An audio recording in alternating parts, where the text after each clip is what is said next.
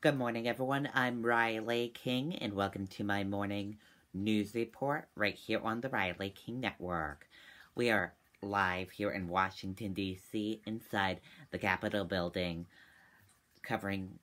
bringing you coverage on the government shutdown. It went in effect last night at midnight. And I'll show you behind me of the Capitol building. This is the Capitol building, as you see right behind me. We are inside the Capitol building this morning.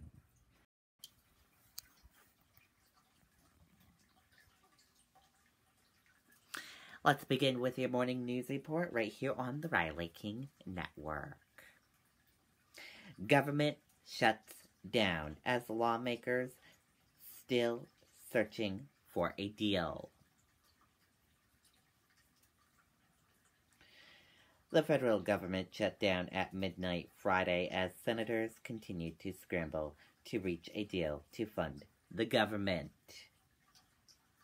This is the first modern government shutdown with Congress and the White House controlled by the same party, and it comes on the one-year anniversary of President Donald Trump's inauguration. Trump's White House, however, immediately blamed Democrats for the shutdown. Trump and his representatives had been labeling the event the Schumer shutdown after Senator Majority Leader Chuck Schumer, but the New York Democrat was quick to call it the Trump shutdown. 60 votes were needed to advance the bill to keep the government open for 4 weeks. Republicans only control 51 seats, so GOP leaders needed Democrats' votes to cross that threshold. It failed 50 to 49. One of the key issues Friday has been just how long to extend funding. The House passed a measure Thursday night to continue funding the government through February 16, and that measure is the one that failed in the Senate early Saturday morning.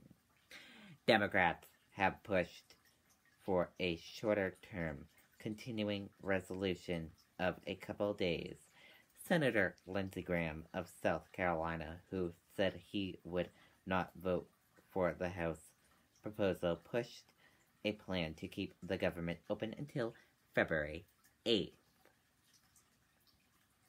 After the vote, Mitch McConnell said he will offer a new continuing resolution to fund the government through February 8th. McConnell said he wanted to introduce it during this early morning session, but he wasn't able to for practical reasons, and it wasn't clear if that measure would have enough Democrats to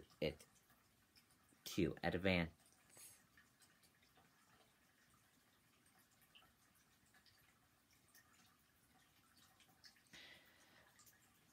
Also, I'll be offering an amendment to change the date to February the 8th, McConnell said, around 12:30 a.m. Eastern Time.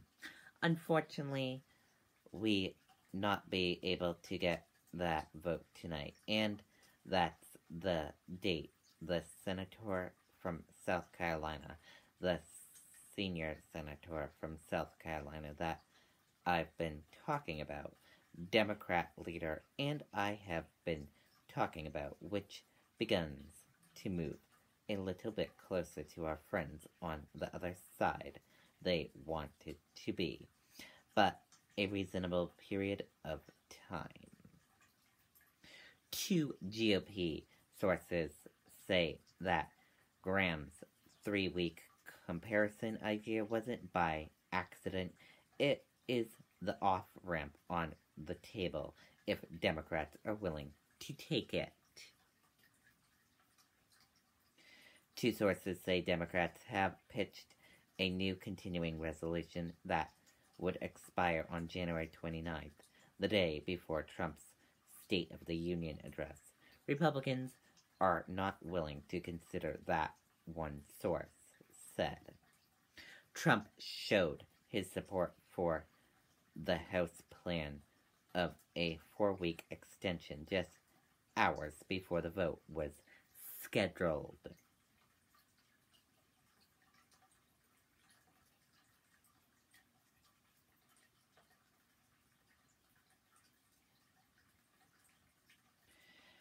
Rep. John, a Kentucky Democrat, told reporters that the House Democrat leadership team concluded at their meeting Friday night there would be a government shutdown, and the group expected it to last through early next week.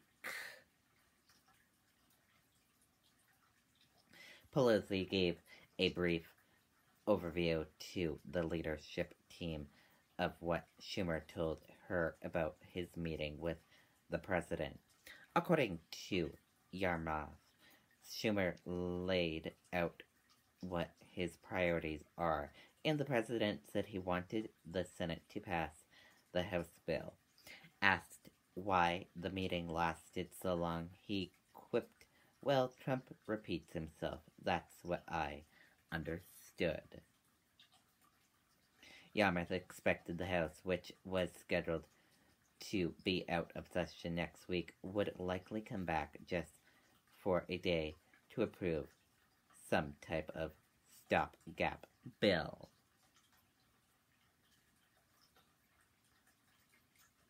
Some Democratic aides for Progress members have been worried that Schumer would cut a deal and give away leverage on some of their priorities, but Yarmouth insisted that the House and Senate Democrats are in 100% agreement on this and totally working hand in hand.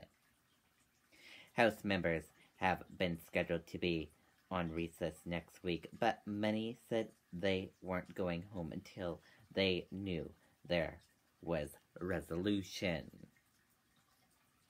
Rep. Austin Scott, a Republican from Georgia, told CNN that he was also prepared to stay, although he added Mitch McConnell needed to stand and fight.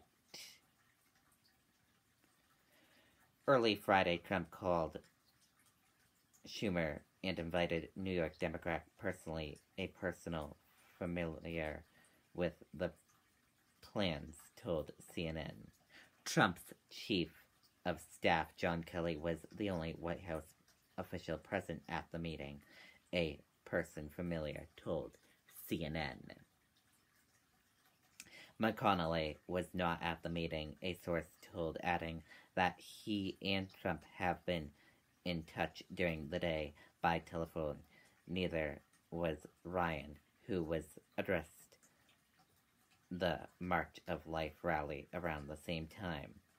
McConnell and Ryan were aware that the White House was going to invite Schumer to the White House, one Republican source said. Schumer then met with House Majority Leader Nancy Pelosi and Senator Democrat Whip Dick Durbin in his office.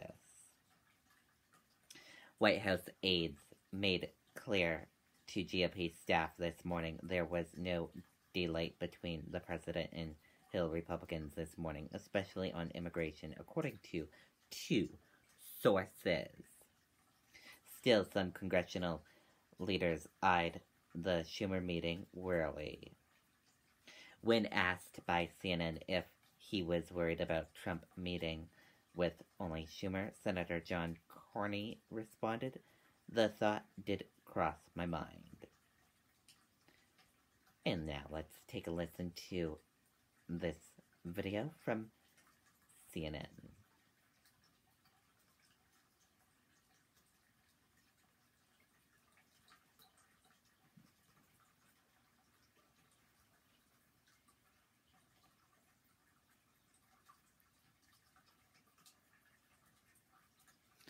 Looks like we're having a little technical difficulties. Sorry about that. Well, at one point on Friday, with the clock ticking towards that midnight deadline, it appeared, at least according to some Democrats, that there was an opening to prevent a shutdown, to prevent the Republicans in Congress, the Democrats in Congress, the president, Republican Donald Trump in the White House, from actually seeing things totally fall apart. Senate Minority Leader Democrat Chuck Schumer over to the White House for a one-on-one meeting with the president, a meeting where Senator Schumer would later say he put money for the wall, something Democrats have been deeply opposed to, on the table for a potential deal.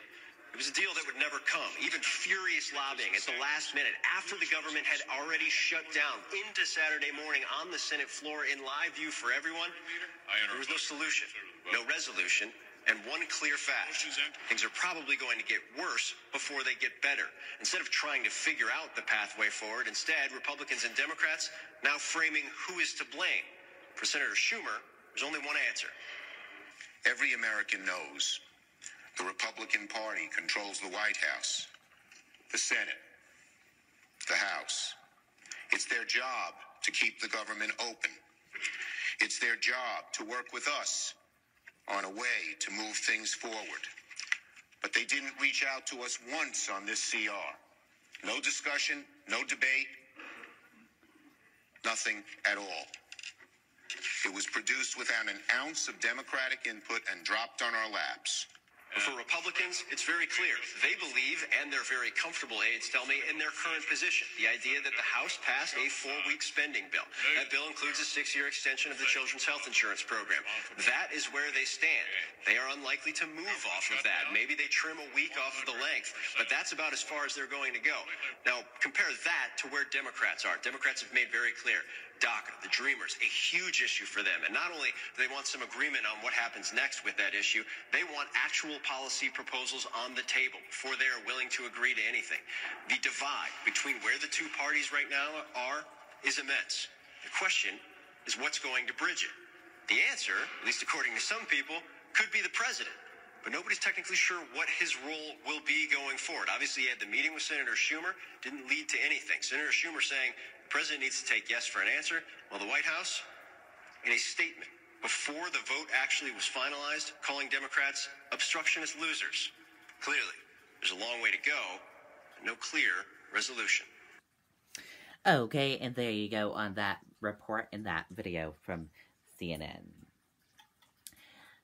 That does it for my news report right here on the Riley King Network.